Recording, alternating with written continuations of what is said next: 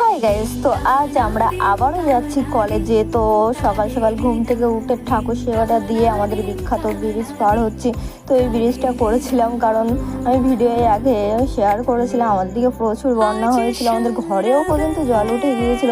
তার জন্য ওই ব্রিজটা তো আমাদের উঠোন এখনও ভালোভাবে শুকায়নি, তার জন্য এখনও ওর উপর থেকে আমরা পার হই।